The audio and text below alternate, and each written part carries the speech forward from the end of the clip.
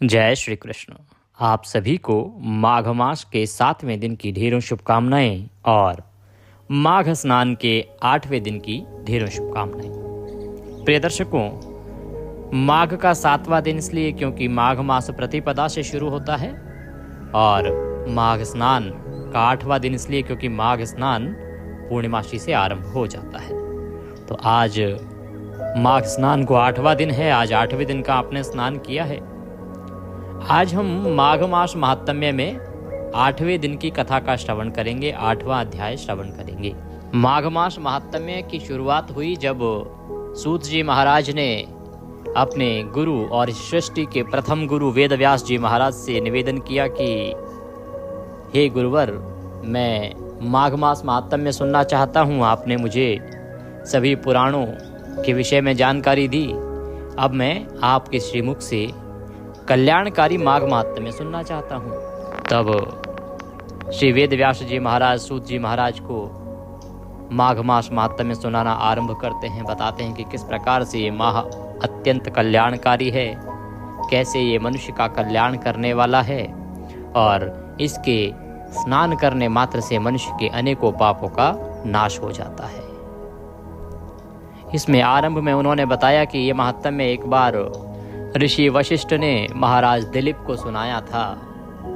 वह वृतांत आया कि किस प्रकार से राजा दिलीप जंगल में जाते हैं, वहाँ सरोवर किनारे रात्रि व्यतीत करके और अगले दिन जब सुबह निकलने को होते हैं तो एक तपस्वी मुनि उन्हें मिलते हैं और वो कहते हैं कि माघ की शुरुआत हो रही है राजन, और आप इस पवित्र सरोवर को छोड़ के अपने महल की ओर जा रहे हैं। अरे ये तो बड़ा ही पुण्यदायी अवसर है, इसको क्यों छोड़ना। तो महाराज ने निवेदन किया कि ऋषिवर, मुझे तो पता ही नहीं माघ क्या होता है, क्या इसकी महिमा है, आप कृपा करके मुझे इसके विषय में बताएं। तो ऋषिवर ने उन्हें कहा कि राजन, अभी तो स्नान का समय है, भोर का समय है, सूर्य उदय होने वाले हैं, तो अभी स्नान का समय है। आप इसका महात्म्य अपने गुरु वशिष्ठ से सुनिएगा। इस प्रकार से राजा भी फिर ऋषि के साथ जाते हैं, उस सरोवर में स्नान करते हैं। फिर राजा महल पहुंचते हैं। राजा दिलीप अपने गुरु वशिष्ठ जी को प्रणाम करके उनसे निवेदन करते हैं, कहते हैं किस प्रकार से एक साधु मिले। उन्होंने कहा कि अवश्य ही आपको माघ में स्नान करना चाहिए और अपने गुरु से पूछिएगा, वो आपको इसका महात्म्य बताएंगे। तो ऋषिवर वशिष्ठ जी जो है महात्म्य सुनाना आरंभ करते हैं। इसकी महिमा का वर्णन आता है, माघ मास स्नान कैसे करना चाहिए वह सब वृतांत आता है। तदुपरांत वर्णन आता है। वशिष्ठ जी महाराज कहते हैं कि हे राजन, एक बार यह महात्म्य दत्तात्रेय जी महाराज ने सहस्त्रार्जुन को सुनाया था, वह वृतांत सुनो। तो दत्तात्रेय जी महाराज सहस्त्रार्जुन को महात्म्य सुना रहे हैं और वो कहते हैं कि हे राजन, ये महात्म्य सर्वप्रथम नारद जी के निवेदन करने पर ब्रह्मदेव ने उन्हें सुनाया था। तो ब्रह्मदेव इसका संपूर्ण वर्णन करते हैं। इस प्रकार से इसका उद्गम जो है ना, वो वहाँ से हुआ। माघ मास महात्म्य का उद्गम कहाँ से हुआ? ये उद्गम हुआ है श्री ब्रह्मदेव जी के मुख से, ब्रह्मा जी के मुख से इसका उद्गम हुआ है। ब्रह्मा जी ने नारद जी को सुनाया, वहाँ से वृतांत आगे बढ़ा। फिर दत्तात्रेय जी ने सहस्त्रार्जुन को सुनाया और फिर महर्षि वशिष्ठ ने सूर्यवंश के राजा दिलीप को सुनाया। और हमारे पास ये वृतांत आ रहा है श्री सूत जी महाराज और इस सृष्टि के प्रथम गुरु कहे जाने वाले श्री वेद व्यास जी महाराज के माध्यम से। क्योंकि हम तक जो भी पुराण पहुँचते हैं, जो भी कथाएं पहुँचती हैं, उनका माध्यम जो है वो सूत जी महाराज ही होते हैं। ये आपको इसलिए बताना आवश्यक है जिससे कि आपको पता हो कि जो आप महात्म्य सुनने जा रहे हैं वो कितना महत्वपूर्ण है, उसका क्या फल रहेगा। क्योंकि जो ब्रह्मा के श्रीमुख से कहा गया है वह साधारण महात्म्य नहीं हो सकता। इसी प्रकार से आपने श्रवण किया था मार्गशीर्ष का महात्म्य स्वयं नारायण ने कहा था, बड़ा ही कल्याणकारी वृतांत वहाँ श्रवण किया। तो कल के अध्याय में वर्णन आया प्रिय दर्शकों कि किस प्रकार से सतयुग में जो एक बड़ा ही धनी व्यापारी था, वैश्य था, जो कुबेर के समान धन रखता था, वह उत्तम कर्म करने वाला था। उसने अनेकों कुएं, तालाब, बावड़ी बनवाए, धर्म कर्म की कार्य किए और अंत में वह जब वृद्ध हुआ तो वानप्रस्थ को चला गया, तपस्या में चला गया, भगवान की तपस्या में लीन होने के लिए। और सारा जो घर का दायित्व था, व्यापार का दायित्व था, वो अपने पुत्र को सौंप दिया। 2 पुत्र थे उनके। कुंडल और विकुंडल। तो कुंडल और विकुंडल के हाथ में जब सारा परिवार आ गया, व्यापार आ गया, तो वो दोनों ही दुष्ट निकले, दोनों कुबुद्धि थे। उनकी बुद्धि धर्म कर्म में लगती ही नहीं थी, सदा पापाचार किया करते थे और पापाचार करने के कारण वेश्यागामी हो गए। कुमार्ग पर चलकर, कुपथ पर चलकर उन्होंने सारा अपना जो धन था वो अपव्यय कर दिया। अपने पिता का जो भी धन था वो सब उसी में नष्ट कर दिया। और उनके पाप कर्मों की दशा कुछ ऐसी हुई कि प्रभु कृपा से वो दरिद्री हो गए। अब उनके पास खाने को अन्न के दाने तक ना रहे। तब जो भी उनके सहचर थे, चाटुकारिता में लगे रहते थे, उनके धन के लालच में वो सब उनको छोड़ के चले गए। जीवन दुर्भर हो गया तो उन्होंने राज्य में चोरी करनी आरंभ करी। अब राज्य में चोरी करनी आरंभ करी तो वहां तो राजा का सख्त शासन था। अतः राजा के भय से वो जंगल में जाके रहने लगे और वहां डाकुओं का संग किया। अब डाकुओं के साथ रहने लगे, वहां जंगली जानवरों को मार के खाते और वहीं जंगल में रहते। उनके कर्मों की सजा ऐसी हुई कि एक भाई को शेर ने खा लिया और दूसरे की मृत्यु सांप के डसने से हो गई। इस प्रकार दोनों का देहांत हो गया। दोनों को यमलोक में यमदूतों के द्वारा नागपाश में बांध के ले जाया गया और दोनों को यमराज के सामने प्रस्तुत किया गया। और यमदूतों ने कहा कि हे यमराज, इन दोनों दुष्टों को हम ले आए हैं, अब आगे आज्ञा दीजिए कि इनके साथ क्या किया जाए।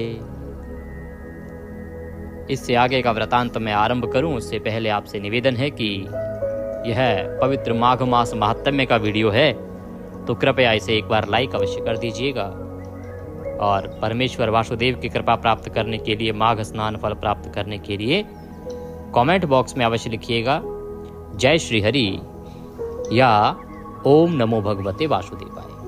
ये माघ मास में भगवान नारायण के मंत्र जितने लिखे जाएंगे उतना कल्याण होगा। आप देख रहे हैं देवभूमि ज्योतिष संस्थान का प्रतिष्ठित YouTube चैनल देवभूमि धार्मिक। हम यहाँ पर सभी व्रत और त्योहारों की सही शास्त्रीय जानकारी प्रदान करते हैं।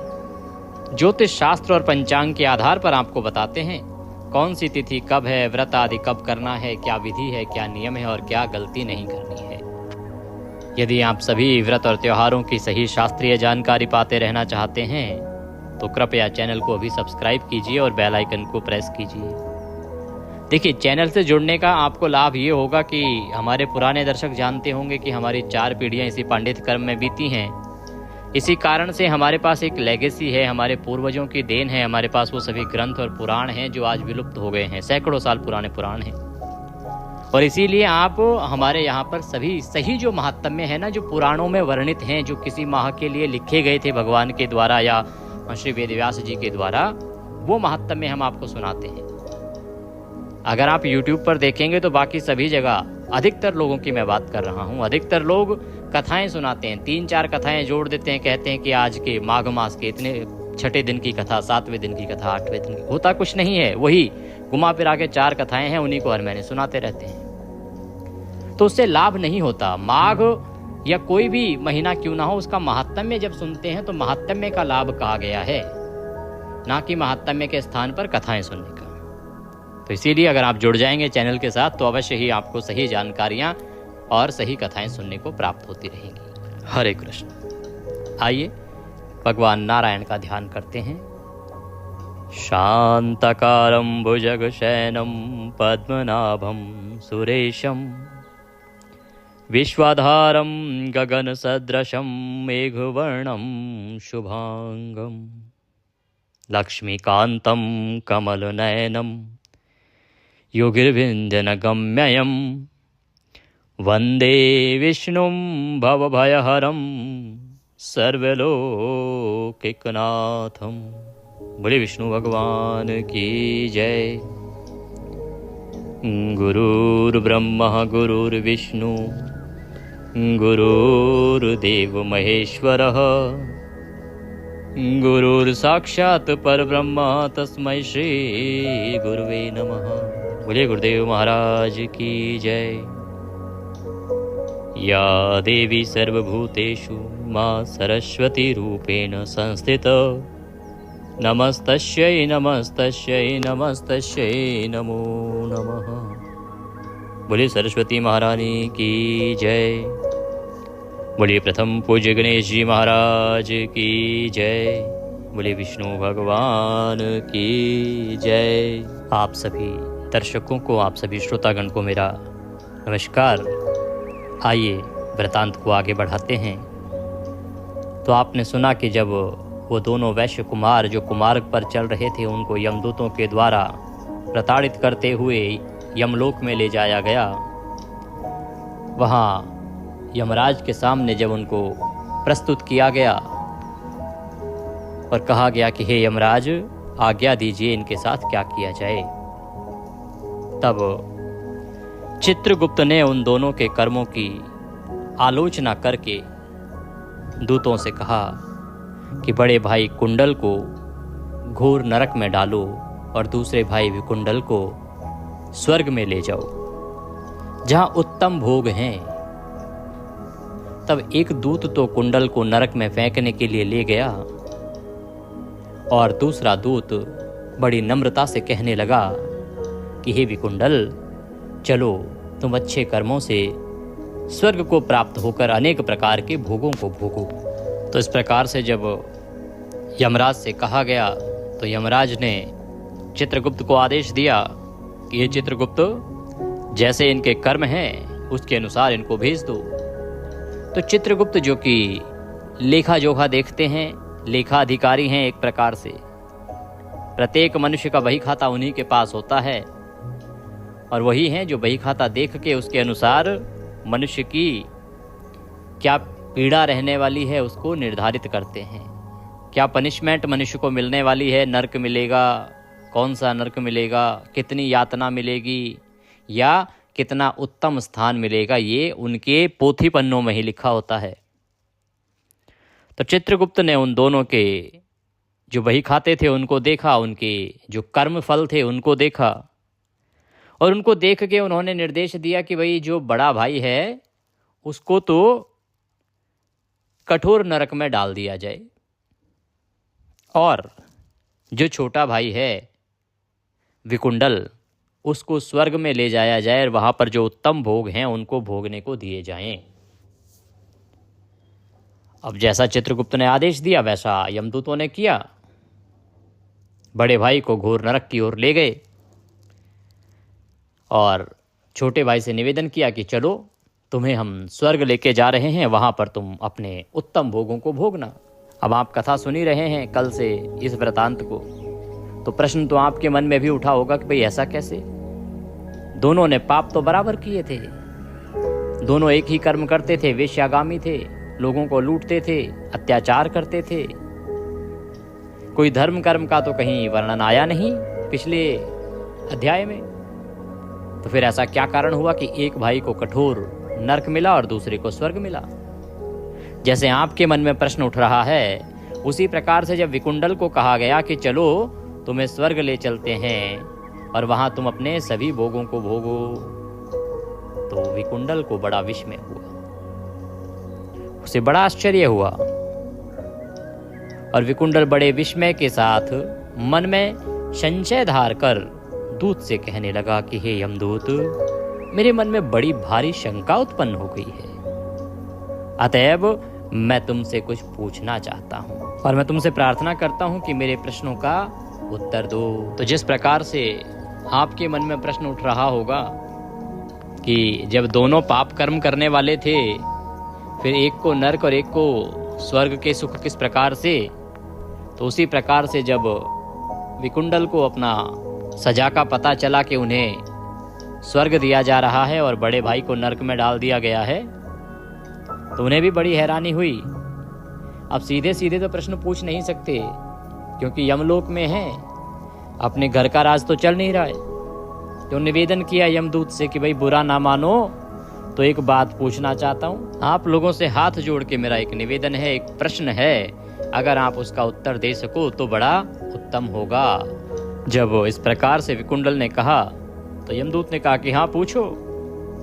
विकुंडल बोला कि हे यमदूत, हम दोनों भाई एक ही कुल में तो उत्पन्न हुए, और एक जैसे ही हमारे कर्म रहे, हमने एक जैसे ही कर्म करते रहे। दोनों भाइयों ने कभी कोई शुभ कार्य किया नहीं। फिर एक को नरक क्यों और दूसरे को स्वर्ग किस कारण से प्राप्त हुआ है? कि भाई जब से हमारा जन्म हुआ है, जितना मैं देख पाया हूं, तो जब से जन्म हुआ है तब से लेके हमने दोनों ने एक जैसे ही कार्य किए हैं, कुछ भी अलग नहीं किया। दोनों सदा पाप कर्म करते रहे। अगर एक को नरक मिल रहा है पापों के कारण, तो ऐसे कर्म तो दूसरे ने भी किए हैं। और जितना मुझे याद है, हमने तो कोई जानबूझ के कोई पुण्य कर्म किया नहीं। हमारे पिता इतने सारे पुण्य कर्म करते थे, हमने उन सबको भी बंद करवा दिया। और हम एक ही कुल में जन्मे हैं, ऐसा भी नहीं कि भाई कुल का कोई लाभ मिल रहा हो, एक को दूसरे को ना मिल रहा हो। तो ऐसा कैसे, किस कारण से ये हुआ है कि एक भाई को घोर नरक मिल रहा है और दूसरे भाई को स्वर्ग की प्राप्ति हो रही है? इसका कारण क्या है? ये किस कर्म का फल है, वह मैं जानना चाहता हूं। कहता है कि मैं अपने स्वर्ग में आने का कोई कारण नहीं देखता। भाई हमारे कर्म एक जैसे हैं, तो मुझे समझ ही नहीं आ रहा कि मुझे स्वर्ग क्यों मिल रहा है। मुझे तो अपने पिछले जीवन में कहीं ऐसा कोई कारण दिखाई नहीं देता जिसके कारण से मुझे स्वर्ग मिलना चाहिए, जिसके फल के स्वरूप मुझे स्वर्ग मिलना चाहिए। और इसीलिए मैं हैरान हूं। ये मेरे लिए बड़े आश्चर्य की बात है। अगर संभव है तो हे यमदूत, इसका उत्तर मुझे प्रदान करो।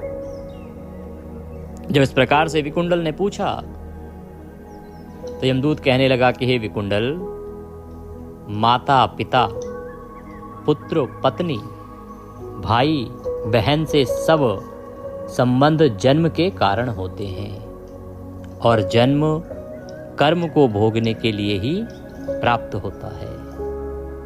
जिस प्रकार एक वृक्ष पर अनेक पक्षियों का आगमन होता है, उसी तरह इस संसार में पुत्र, भाई, माता, पिता का भी संगम होता है।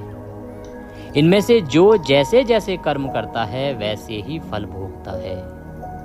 तुम्हारा भाई अपने पाप कर्मों से नरक में गया, तुम अपने पुण्य कर्म के कारण में स्वर्ग जा रहे हो।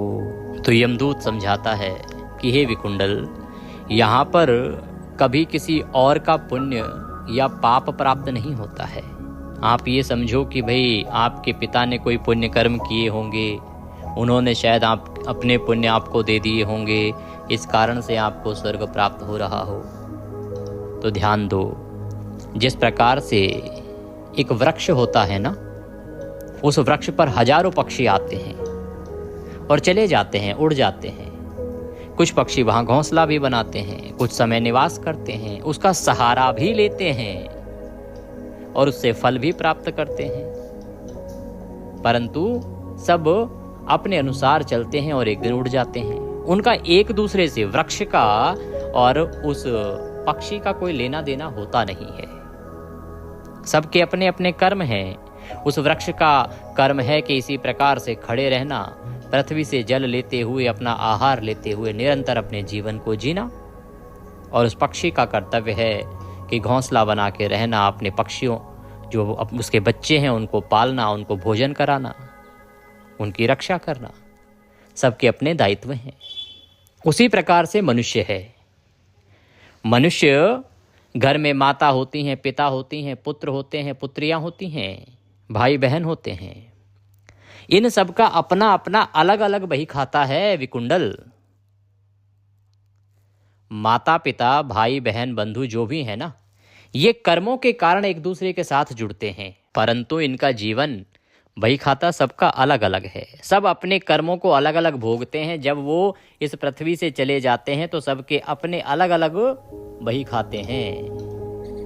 जो जैसा कर्म करता है विकुंडल, उसको वैसा ही फल मिलता है, उसको वैसा ही फल भोगना पड़ता है। जिसने पाप कर्म किया है उसको नरक की प्राप्ति होती है, और जो पुण्य कर्म करता है उस महान पुरुष को स्वर्ग की प्राप्ति होती है। हे विकुंडल, तुम्हारा जो भाई है उसने अपने पाप कर्मों से नरक को प्राप्त किया है। उसने अनेकों पाप कर्म किए, इसीलिए वह नरक को गया है, और तुम अपने पुण्य कर्म के कारण स्वर्ग में जा रहे हो, क्योंकि तुमने पुण्य कर्म किया है। जब यमदूत ने यह समझाया कि तुम अपने पुण्यों के कारण स्वर्ग जा रहे हो, तो फिर विकुंडल बोला कि हे यमदूत, मुझे बड़ा आश्चर्य हो रहा है। ये बड़े आश्चर्य की बात है। जितना मैं जानता हूं, जितना मुझे ज्ञात है, मैंने ऐसा तो कोई पुण्य कर्म किया नहीं। हे यमदूत, मैं अगर अपने पूरे जीवन पर दृष्टि डालूं तो मैंने आजन्म कोई धर्म का कार्य नहीं किया। सदैव पापों में ही मैं लगा रहा, पाप कर्म ही मैं करता रहा। मुझे तो ज्ञात ही नहीं कि मैंने कौन सा धर्म कार्य किया था जिसके कारण से आज मुझे स्वर्ग प्राप्त हो रहा है, और तुम कह रहे हो कि मैं उस पुण्य कर्म के कारण स्वर्ग जा रहा हूं। हे प्रियवर, मैं अपने पुण्य कर्म को नहीं जानता। मुझे तो पता ही नहीं है कि वो कौन सा पुण्य कर्म है जिसके कारण मुझे स्वर्ग प्राप्त हो रहा है। मैं यह नहीं जानता। यदि तुम मेरे पुण्य कर्म को जानते हो तो मैं तुमसे बारंबार निवेदन करता हूँ, करबद्ध निवेदन करता हूँ कि तुम मुझे वह मेरा पुण्य कर्म बताओ जिसके फलस्वरूप इतने पाप करने के बाद भी मुझे आज स्वर्ग की प्राप्ति हो रही है। जब विकुंडल ने इस प्रकार से यमदूत से निवेदन किया तो यमदूत ने कहा कि हे विकुंडल, मैं सब प्राणियों को भली भांति जानता हूं, तुम नहीं जानते हो। मैं यमलोक में रहता हूं, मुझे यह शक्ति है, और इसी कारण से मैं सब प्राणियों को भली प्रकार से जानता हूं। सुनो विकुंडल, हरिमित्र का एक पुत्र सुमित्र नाम का ब्राह्मण था, जिसका आश्रम यमुना नदी के दक्षिणोत्तर दिशा में था। उसके साथ जंगल में ही तुम्हारी मित्रता हो गई। उसके साथ तुमने 2 बार माघ माह में श्री यमुना जी में स्नान किया था। कि विकुंडल, जब तुम उस जंगल में रहते थे, उस घने जंगल में रहते थे, पाप कर्म करते थे, तो एक ब्राह्मण हुए हैं हरिमित्र, जो बड़े ही पुण्यात्मा ब्राह्मण थे, और उनका उतना ही पुण्यात्मा पुत्र था जिसका नाम था सुमित्र। और जो सुमित्र था उसका आश्रम भी वहीं पे था, यमुना नदी के किनारे पर दक्षिण उत्तर दिशा की ओर। और जहां तुम जंगल में उसके साथ रहते थे, वहीं पर तुम्हारी उससे भेंट हुई थी, और वहीं पर वो तुम्हारा मित्र हो गया था।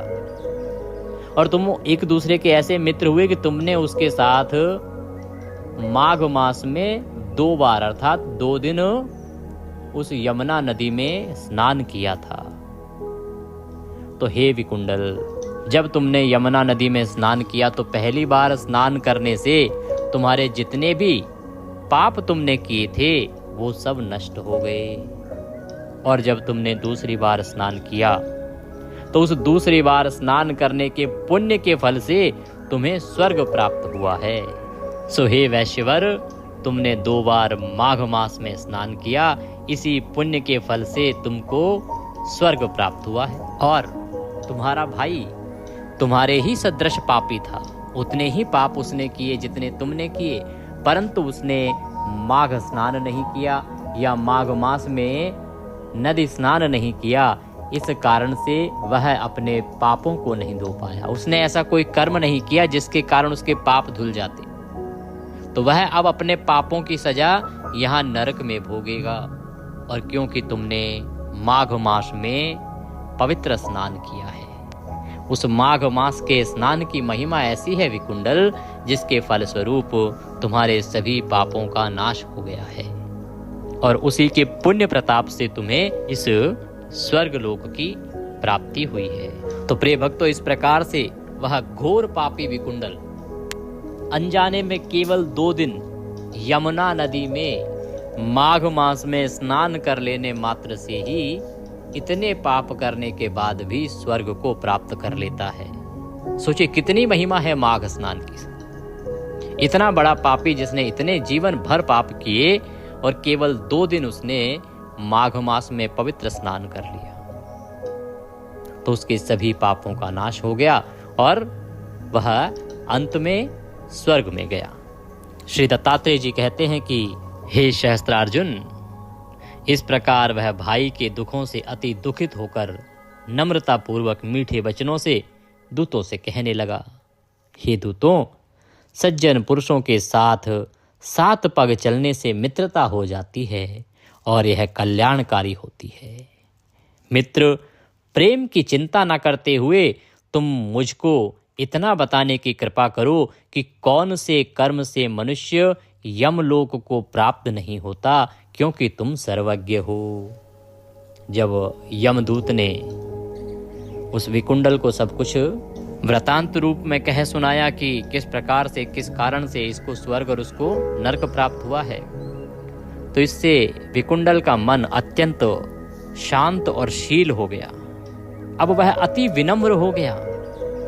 उसके भीतर विनम्रता के अंकुर फूट आए और वह विनम्र होकर, हाथ जोड़कर, दुखित होकर, नम्रता पूर्वक मीठे वचनों से उन यमदूतों से कहता है कि हे यमदूतों, यदि कोई मनुष्य सज्जन के साथ 7 कदम भी चल लेता है तो उसकी उस सज्जन पुरुष से मित्रता हो जाती है और यह सदा ही कल्याणकारी होती है। सज्जन पुरुष से मित्रता सदा कल्याणकारी होती है। जैसे कि मुझे वह सज्जन ब्राह्मण मिला, वह मेरा मित्र बना और केवल उसकी संगत में मैंने 2 दिन स्नान कर लिया और देखो मेरे सारे पाप धुल गए, और उसी सज्जनता के कारण मैं आज इस स्वर्ग की ओर जा रहा हूँ। हे यमदूतों, मित्र प्रेम की चिंता न करते हुए तुम मुझको इतना बताने की कृपा करो कि कौन से कर्म से मनुष्य यमलोक को प्राप्त नहीं होता। कि तुम मित्र प्रेम की चिंता ना करो, केवल इतना बताओ कि वह कौन सा कर्म है जो मनुष्य को करना चाहिए। वो कौन सा कर्म है जिसको यदि मनुष्य करता है तो वह मनुष्य यमलोक नहीं आता, उसको यम यातना नहीं देखनी पड़ती। वह एक कर्म मैं जानना चाहता हूँ जिससे कि ये मानव समाज यमलोक आने से बच सके। हे यमदूतों, तुम सर्वज्ञ हो, तुम सब जानते हो, इसीलिए मैं तुमसे ये प्रश्न पूछ रहा हूँ। तो इस प्रकार से वह विकुंडल यमदूतों से निवेदन करता है कि किस प्रकार से यम यातना से और यमलोक से मनुष्य बच सकता है। कहता है कि मैं बड़ा हैरान हूँ कि इतने पाप करने के बाद भी आज मुझे स्वर्ग जाने को प्राप्त हो रहा है, तो कृपा करके मुझे अनुग्रहित करो और मेरे इन प्रश्नों का उत्तर प्रदान करो। बोले विष्णु भगवान की जय। इसी के साथ आज का यह माघ मास महात्म्य का अध्याय यहाँ पूर्ण होता है। इससे आगे का वृतांत हम कल श्रवण करेंगे। प्रिय दर्शकों, आपके लिए विशेष सूचना यह है कि 14 तारीख को मकर संक्रांति है और मकर संक्रांति के दिन सूर्य महात्म्य और मकर संक्रांति महात्म्य बड़ा कल्याणकारी होता है। मैंने रिसर्च में देखा है कि शायद वो YouTube पर कहीं भी उपलब्ध नहीं है। मैं आपके लिए अवश्य ही आने वाली मकर संक्रांति पर मकर संक्रांति महात्म्य, सूर्य महात्म्य लेके आऊँगा, जो बड़ा ही कल्याणकारी है, बड़ा ही पुण्यप्रद है। तो उसको सुनना न भूलिएगा, क्योंकि मकर संक्रांति पर उसके सुनने मात्र से ही मनुष्य का कल्याण हो जाता है। वह अनंत पुण्यदायी है जो पुराण में वर्णित है। तो हमारे साथ जुड़ जाइए जिससे कि कोई भी वीडियो छूटे नहीं, और अवश्य सुनिएगा मकर संक्रांति पर मकर संक्रांति महात्म्य, सूर्य महात्म्य। और आपसे निवेदन है कि यदि आप हमारे साथ व्हाट्सएप पर अभी तक नहीं जुड़े हैं तो जुड़ जाइए। आपके स्क्रीन पर नंबर आ रहा होगा 900 से, उस पर व्हाट्सएप पर मैसेज लिखिए अपना नाम और कहिए कि आपके नंबर को ऐड कर दिया जाए ग्रुप में। इससे क्या लाभ होगा कि जितने भी वीडियो हमारे होंगे वो सब आपको सीधे मोबाइल पर मिलते रहेंगे। एक दूसरा लाभ ये होगा आपको प्रिय दर्शकों कि बहुत सारी ऐसी जानकारियां होती हैं छोटी छोटी जिनकी वीडियो हम नहीं बना पाते हैं, वो जानकारियां हम ग्रुप में डाल देते हैं, तो आपको वो जानकारी भी मिलती रहेंगी। कई बार कि भाई आज त्यौहार चल रहा है, अब मैं वीडियो बना के कब डालूँ, मुझे अचानक से पता लगा पंचांग से कुछ या ग्रंथ से कुछ, तो मैं वहाँ पर लिख देता हूँ कि आज का पुण्य लाभ कैसे ले सकते हैं, तो वो लाभ आपको होगा। इसके लिए आप अवश्य ही हमारा ग्रुप ज्वाइन कर लीजिए, जुड़ जाइए हमारे साथ और प्रभु कृपा प्राप्त करते रहिए। आज की कथा के निमित्त यदि दक्षिणा आदि कुछ भी अर्पित करना चाहते हैं तो स्क्रीन पर नंबर आ रहा होगा 900 से, उस पर भेज सकते हैं, या जो QR कोड साथ में दिया गया है उसको स्कैन करके भी सीधा हमारे बैंक खाते में भेज सकते हैं। कुछ और कहना चाहें, पूछना चाहें तो कमेंट बॉक्स में लिख के पूछ सकते हैं या मोबाइल व्हाट्सएप के माध्यम से भी पूछ सकते हैं। ध्यान दीजिएगा कि एकादशी और मकर संक्रांति एक ही दिन है। मैंने आपके लिए एक वीडियो अपलोड किया है कि कैसे संक्रांति पर पुण्य लाभ लेना है। उसमें मैंने सारे नियम बता दिए हैं आपको कि एकादशी कैसे करेंगे और संक्रांति कैसे करेंगे, पूरे दिन में क्या क्या काम करने चाहिए आपको, किस प्रकार से आप दोनों ही पर्वों का एक साथ लाभ ले सकते हैं, दोनों ही पर्वों का संपूर्ण फल प्राप्त कर सकते हैं। उस वीडियो को अवश्य ही देखिएगा। भगवान नारायण सब पर कृपा करें। हरे कृष्ण।